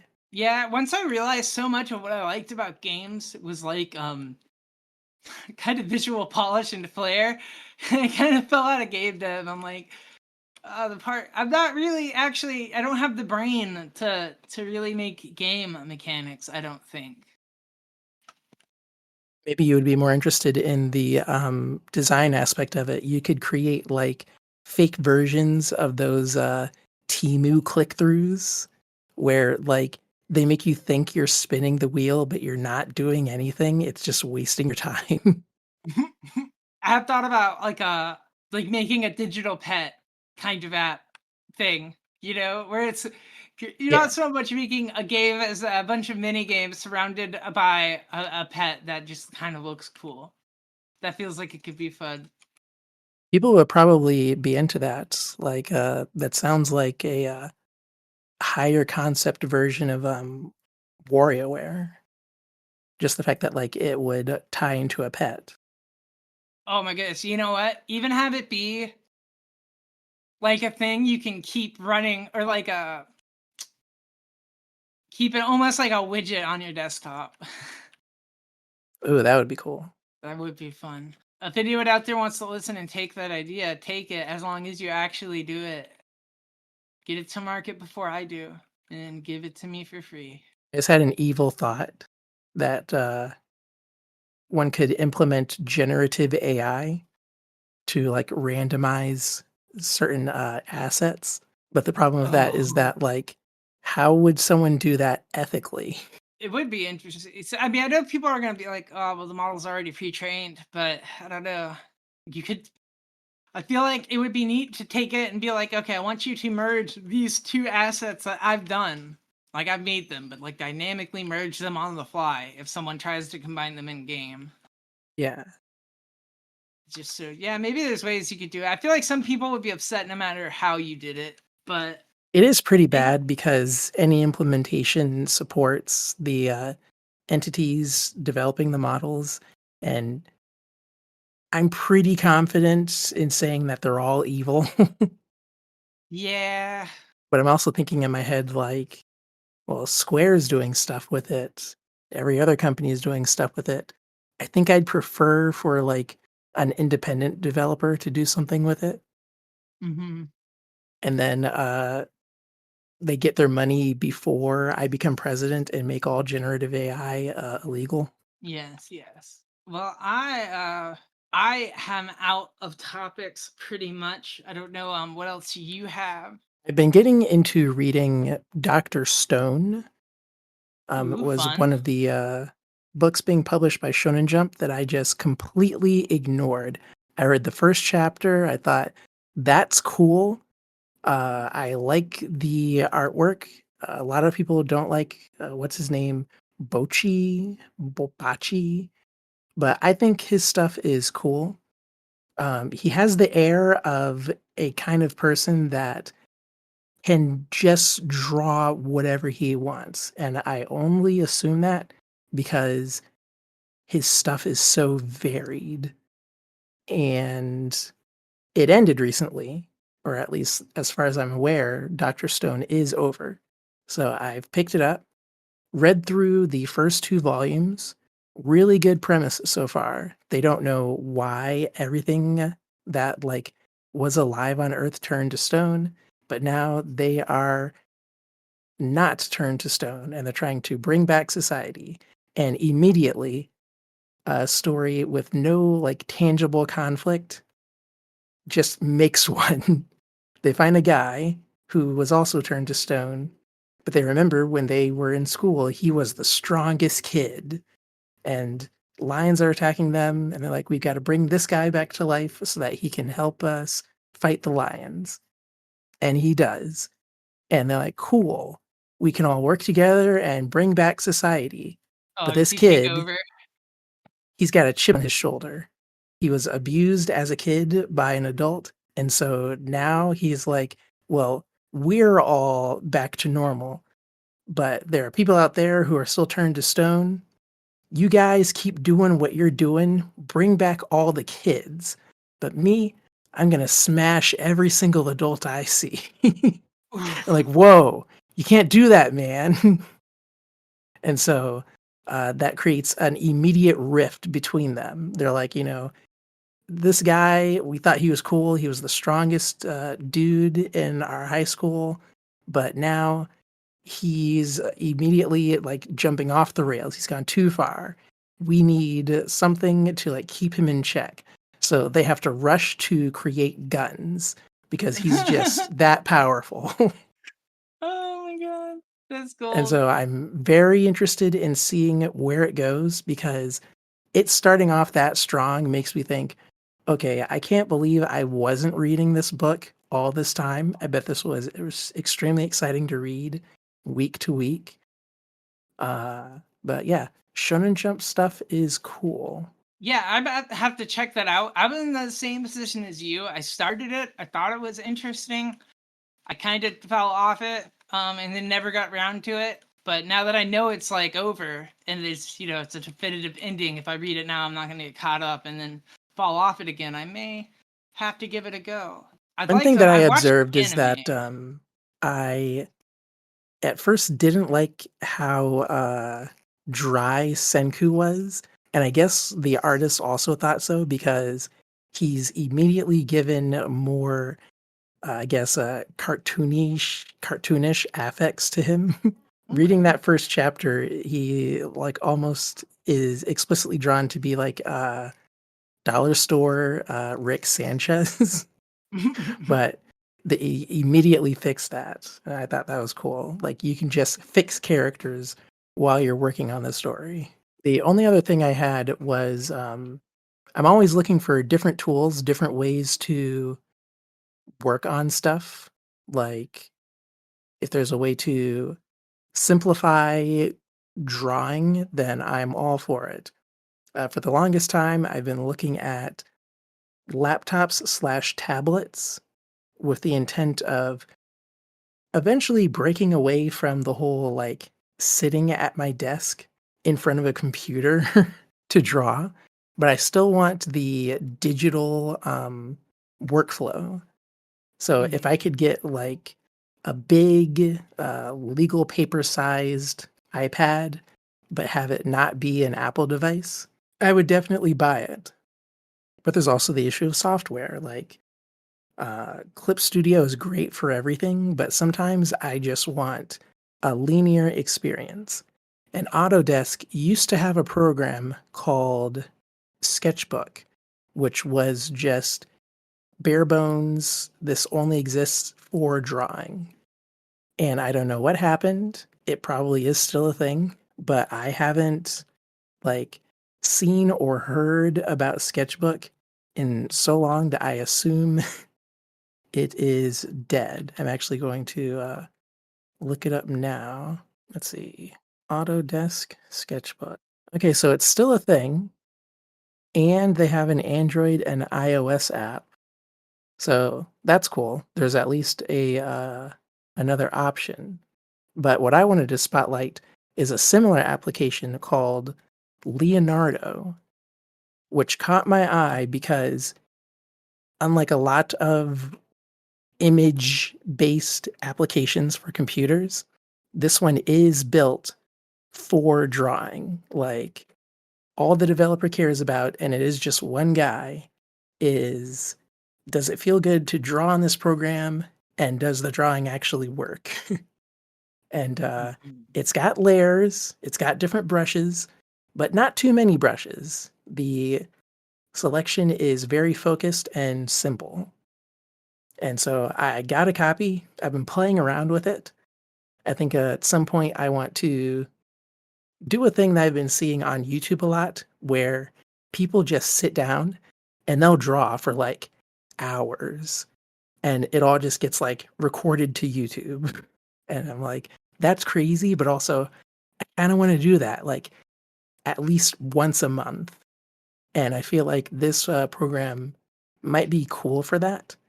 Would be doubly cool if I had a laptop or tablet that I could actually like draw with, but we're getting there. We'll get chips that are powerful enough to support high resolution images and also run coolly while in hand, maybe Mhm. eventually. Yeah, But yeah, hopefully. I'd love to archive some like drawing content like that too.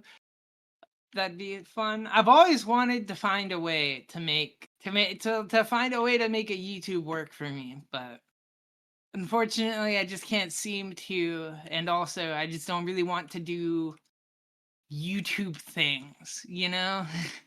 yeah, I said YouTube, but I would most likely just self-host before I put anything on YouTube. Yeah. Even if I have to like really compress the data in order to not use up my own real estate, that's fine. Like I don't think anyone wants 4K anything realistically. Yeah, not just because it can be 4K doesn't mean it should be 4K. Yeah, This is what Jurassic Park was teaching us. true, especially that book. It's way more critical of the guy that created the Jurassic Park. Yeah. Yeah, they don't really go into him cutting corners and stuff in the movie as much. He's a much worse capitalist in the he also gives way less of a shit about his grandkids in the book too.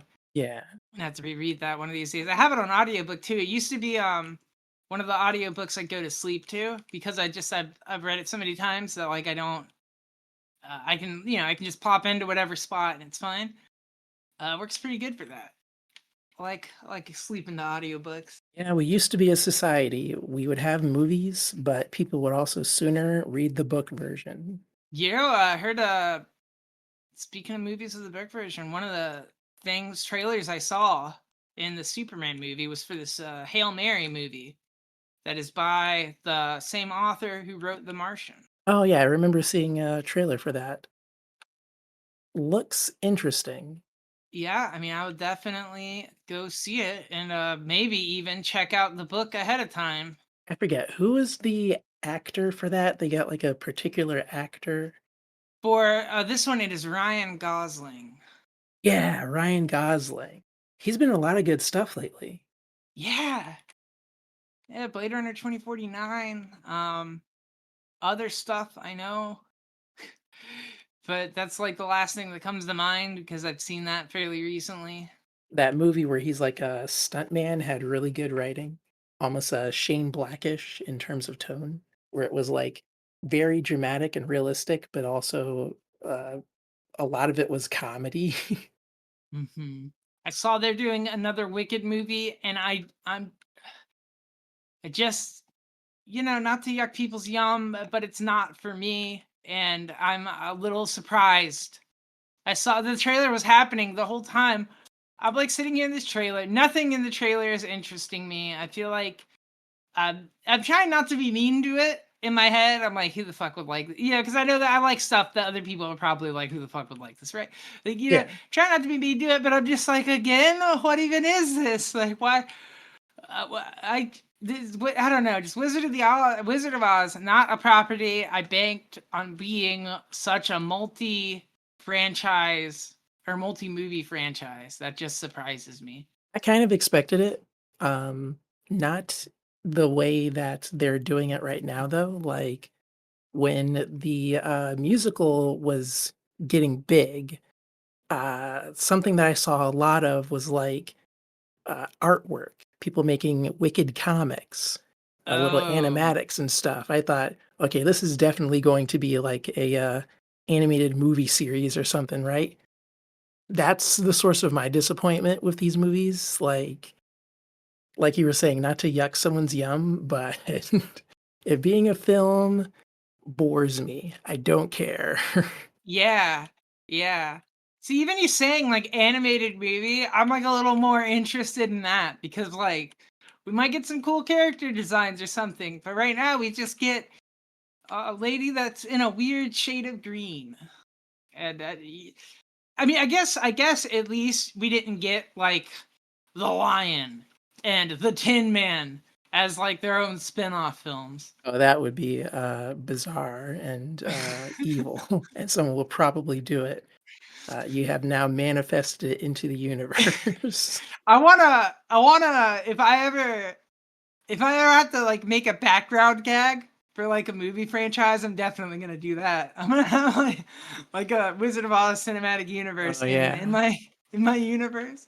Like it's not remarked on by any characters, but anyone paying attention will be like, "Hey, wait a minute. Are these all the same movie? No, they're different movies. Oh my god." Yeah, you'll just see in the background it'll be like the Tin Man poster. Like There was something like that in Persona 5. One of the characters from Persona 4 appears on a poster and it looks like it's a promotion for a concert or something, but like it's not remarked on in universe in any sort of like tangible way. It's just there. And it's like, if you know, then you're paying too much attention. Stop. Yeah, I've been workshopping this. I don't know. This is popping in my head because we're talking about silly stuff, but I've been workshopping this characters for. I kind of want to use for a project at some point. I don't know if it'll be totally dedicated to them. I don't know if they carry it on their own, but the basic gimmick is one character is a Zab is a kind of like a conspiracy nut, but they have all the trappings of a conspiracy nut, but all their conspiracy theories are actually just really well researched, like things of like how the world really works, like almost like an investigative journalist. Like he'll notice like, oh, this business is selling this to this, and it's probably he has like insane theories. Everyone remarks him like he's insane for like basically just seeing capitalism.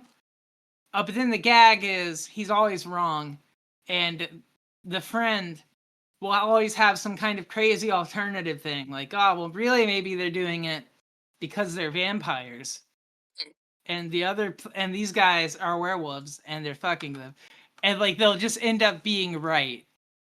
He'll like I don't know, like they'll stumble on to real conspiracies because of the guy's smart reasoning, but his smart reasoning will never be correct as to what's happening. There's some kind of gag in there I'm trying to like pull out of, but I've just been kind of workshopping that and having some fun with it.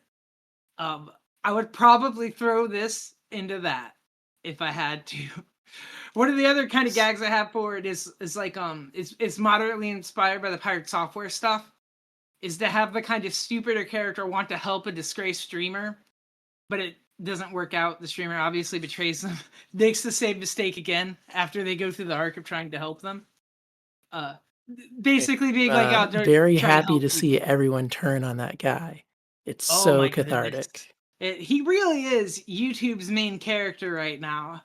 I Yeah, Not a day goes by I don't see a new video about him. It's a dead horse at this point, but it really is. I don't even But I guess click. so I don't long even as like like click on the them. initiative needs attention, I'm okay with it.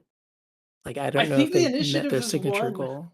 I think Okay. they hit their 1 million and then they hit the 1.4 past it. So presumably, I know they're trying to get as many as they can just so like when they go through the verification process, they know they'll lose Yeah. some.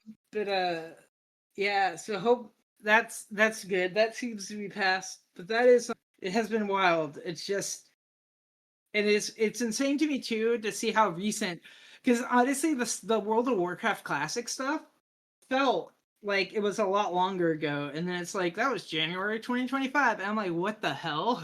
That was this year? That's wild. Yeah, the passage of time is terrifying. I was reading a magazine a while ago from 2011, and I'm looking at like the games they're talking about and stuff, and I'm like, huh? Battlefield 3, didn't that come out like 4 years ago? No, it came out in 2011. Oh, yeah. Did seeing movies from the mid 2010s be 10 years old now? Whoa. Or like anime from 10 years ago, and it not registering in my mind. Yeah, that was 10 years ago. I kind of like that though, like not really paying too much attention to the progression of stuff like that because it at least means I'm not following trends. Like I probably don't need a PlayStation 5 just as an example. Or if I do get one, it'll be years after where it will hopefully definitely cost less to buy one. Yeah, I'm definitely waiting on Switch 2. I'm in no rush for that. Everyone is all hyped on Donkey Kong Open World, and I am very happy for them. You enjoy? Does look I'm going really to good. not. I can't wait to play it when I'm 60. Yeah. Or when Switch 2 emulation happens. Yeah. Which honestly, if I could emulate Switch 2 games, I would happily pay full price for whatever games. I just don't want to play them on the Switch 2. Is that too much to ask, Nintendo? Probably. That they probably would hate to hear that. But yeah, I feel like that's all I had. Anything else on your list? No, I think that does it for me this week. So yeah, that has been the Blatantly Obsessive Media Makers podcast. I am Jess. And if someone wanted to find stuff that you've made, where would they go? Oh, if they wanted to do that, they'd go to Blue Sky, where I'm Snake Jess, and they'd find me there. I have a YouTube and a Twitch, but those are pretty inactive, so just find me on Blue Sky, which is where I'm most active. And then Tapass, you could find Wow Sun, which is my comic, which is getting page uploads again about every couple weeks. I drop them in little bursts of like 2 or 3 pages here and there, so just keep an eye on that. I will Blue Sky it out. What do you call a message on a Blue Sky? Do you call it a tweet? Do you call it a... What do you I've just call been it? I calling don't know. them posts. I'm regressing back to blog terminology. I'm hoping that at some point we will become a post-tweet society, a post-toot society, and eventually a post-skeet society. That's what people are trying to call Blue Sky posts, skeets. And I'm like, no, that's stupid. No. Just call them posts. No. No, we are not calling them skis. Um that a young person who doesn't know what skeet means decided that, right? Like, Oh, who knows? okay, yeah, all right. Well, you can find me there. I don't know. You've been talking up Tumblr a lot lately, making me want to make a Tumblr in case Tumblr comes back. So maybe I'll be there one day too. Who knows? Yeah, But I what was about you? really getting into Tumblr like last year, and then I stopped because recently Tumblr was sold to Automatic, the company that does WordPress, and the owner of WordPress, or maybe he's just the CEO, was being very weird about third-party like WordPress service providers and the terms of like using the phrase WordPress as a trademark. And that made me stop using Tumblr for a while. I got scared. I'm like, whoa, is this another Elon Musk situation? But I haven't been hearing anything about that anymore. Maybe things got better, or maybe they are just like getting progressively worse. But yeah, I'm resuming using Tumblr because I miss having a feed that is actually like useful to me. I can't go on Instagram or Twitter anymore, like just for casual viewing. Blue Sky is okay, but I also feel like the majority of people posting on Blue Sky are not posting what I want. And I don't know how to find the people who are posting what I want. The people who are posting what I want are on Tumblr, though, so that's where I'm going. And if you want a general idea of what I am into and what I like, you can find links to pretty much everything I care about on vqcd.in, but I also have vqcd.cool, and that is sort of like a side website that I haven't really talked about. It is linked on the .in homepage, but I have a web ring there where you can like find links to everyone I know, look at their cool stuff. But I also have a about me page, who is Julian, that has links to all of my Tumblrs and a bunch of other people's Tumblrs and all the other social media that I browse, if anyone's interested in that. Which reminds me, I got to update my web ring. This web ring sucks. It links to everyone's Twitters. Ugh, that's awful. But I guess that's it for us for this episode.